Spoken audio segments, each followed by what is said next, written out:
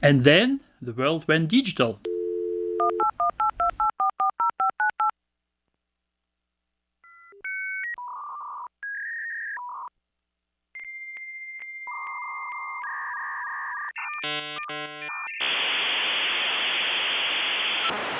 Ever since digital technology appeared, it was new and exciting, and a lot of people saw a potential in it because it could deliver high quality in a smaller size.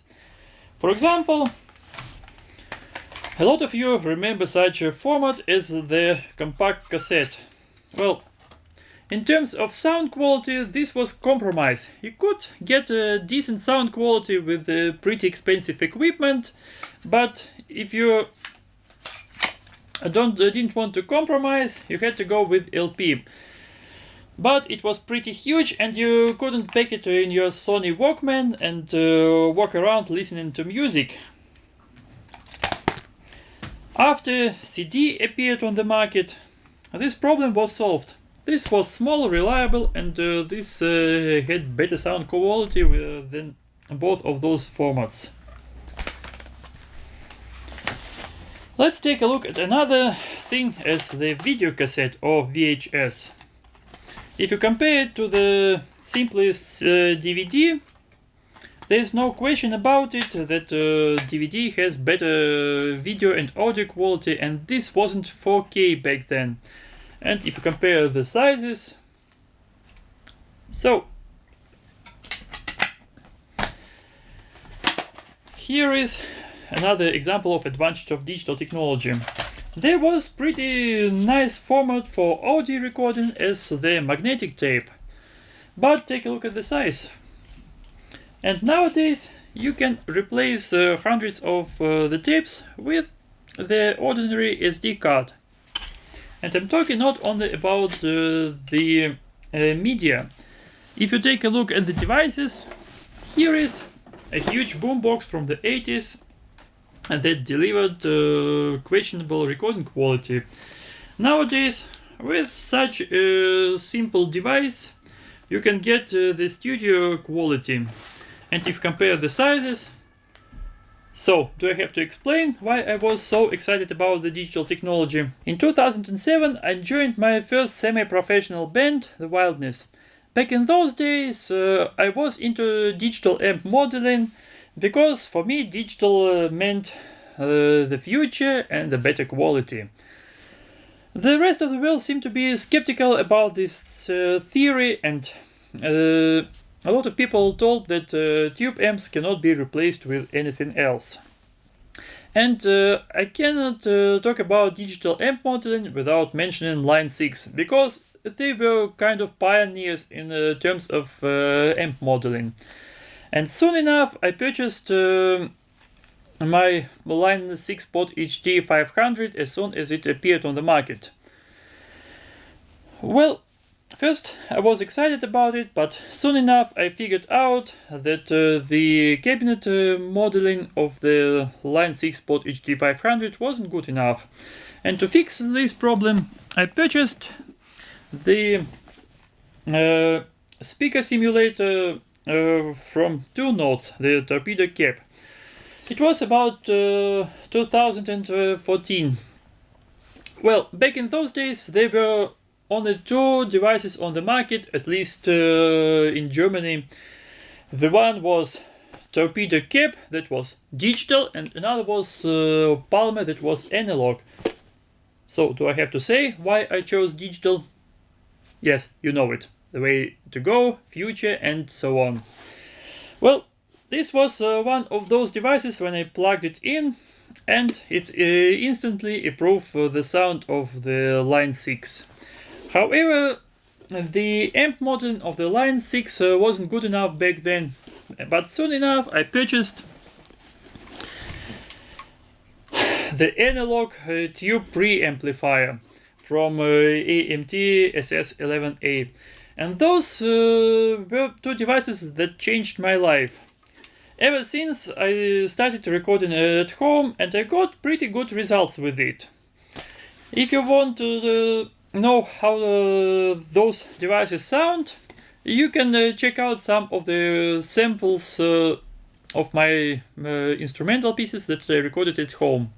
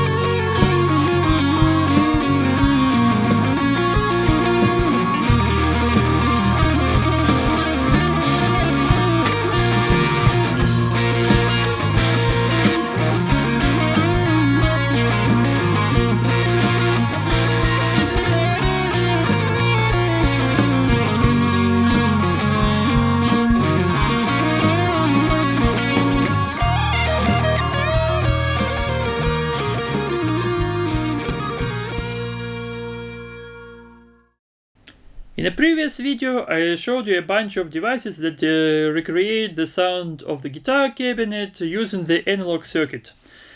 If I listen to the tracks that I reamped with those devices, I kind of like the sound, but I wouldn't use them in the first place while tracking the guitars. First of all, because I don't feel this articulation using these devices while playing guitar. This is kind of a weird feeling if you're trying to make some dynamics, or you try to pick somewhere harder and you don't hear this while playing the guitar. And that's why I don't like using those analog devices in the first place. If I use the DI tracks to reamp, I don't have the problem of playing and hearing what the hell am I actually playing. And that's why it works as the reamping tool. But another thing that I don't like about those devices, they have only one and only sound.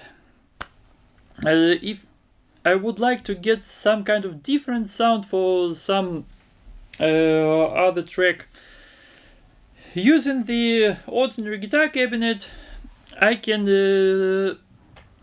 get different sound by using another mic, or trying to move a mic around the speaker and trying to get some different sound.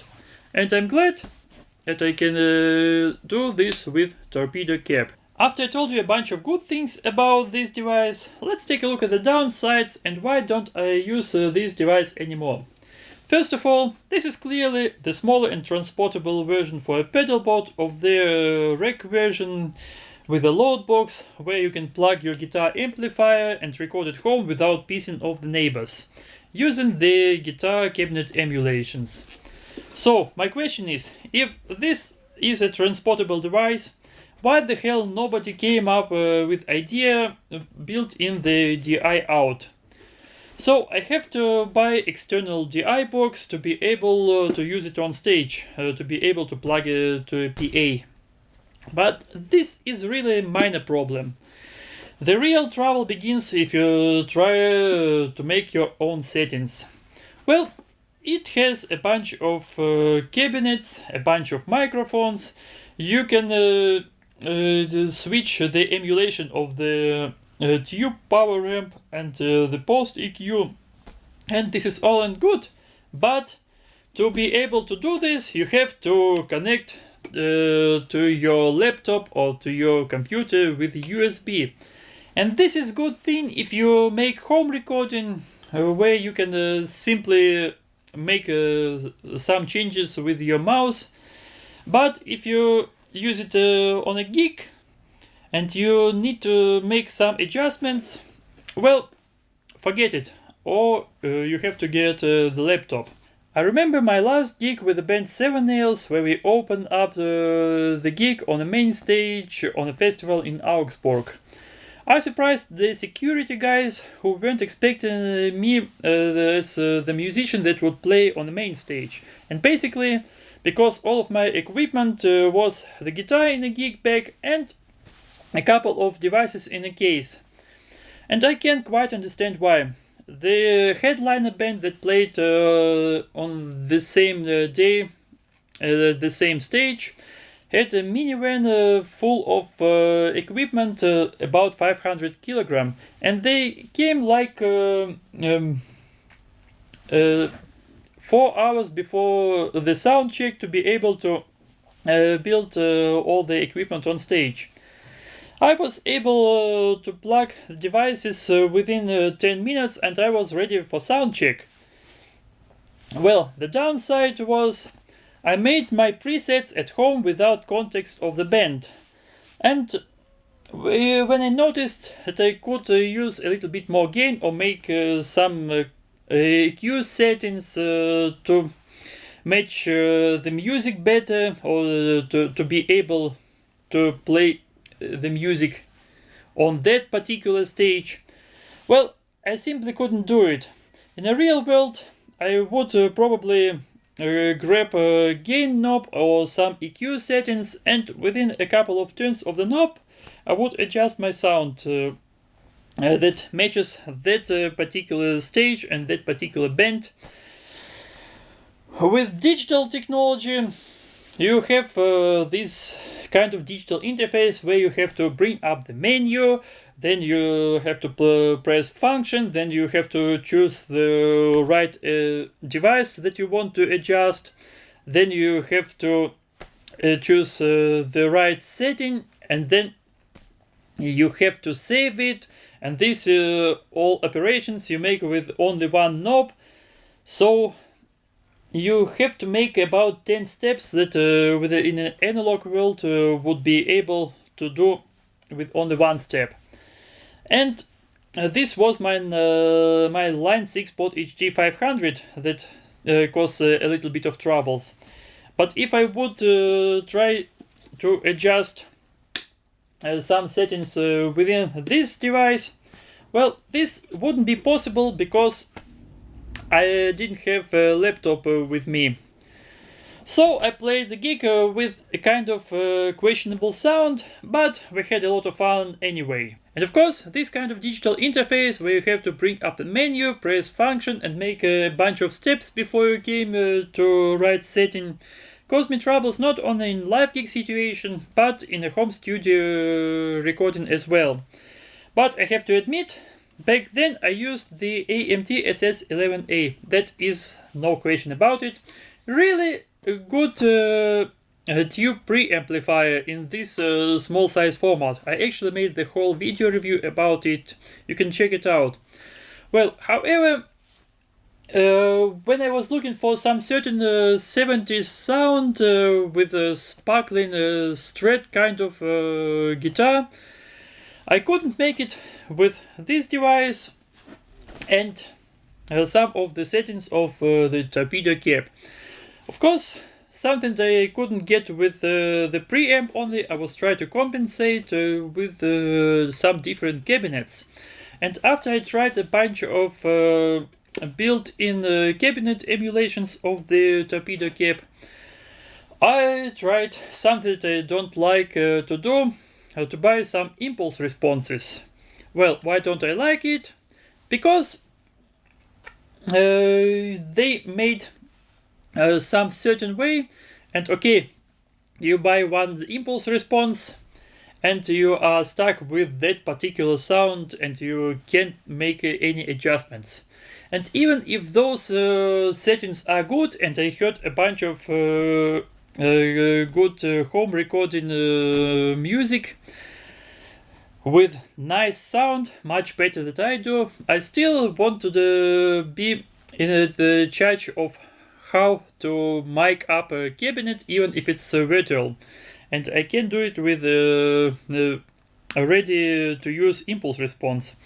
However, while recording one particular track, I didn't have a lot of time, so I went online and purchased the Celestion Vintage 30 impulse response from their homepage. Why Vintage 30? Well, everybody was kind of telling all over the internet that Vintage 30 and SM57 are the two components where you can't go wrong. So I purchased it. Well, and what did I hear? It worked really great with the overdriven sound.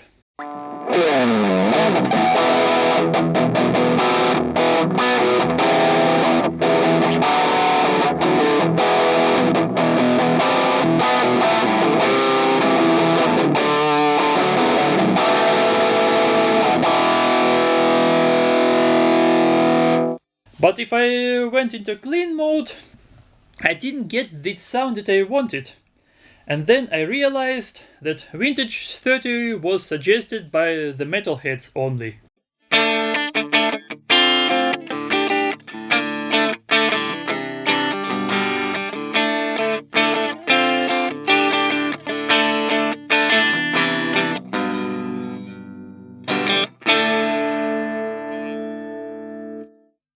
So I made some online research and found another speaker that delivers this sparkly sound with a clean amp. And this was Celestion Blue speaker. So I went online and purchased this Celestion speaker as well. And what did I get? I got really nice sparkling clean sound.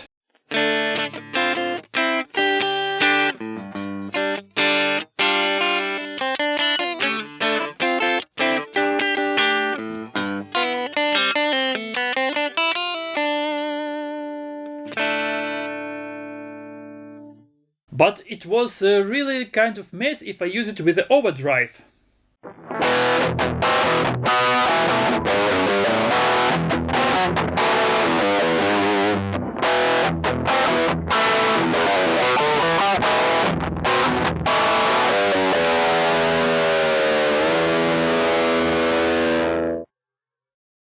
Of course, I could spend some time making research online and find something in between Vintage 30 and Celestion Blue that matches my needs, where you can play some sparkling clean tones and some of high gain overdrive sound. But then again, there is another problem.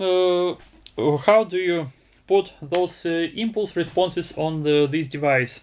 Nowadays, with some of the cabinet emulators, such as from AMT, Pangea, you simply put the wave files on the internal memory of this device, and you are ready with your library and you can plug it in and play.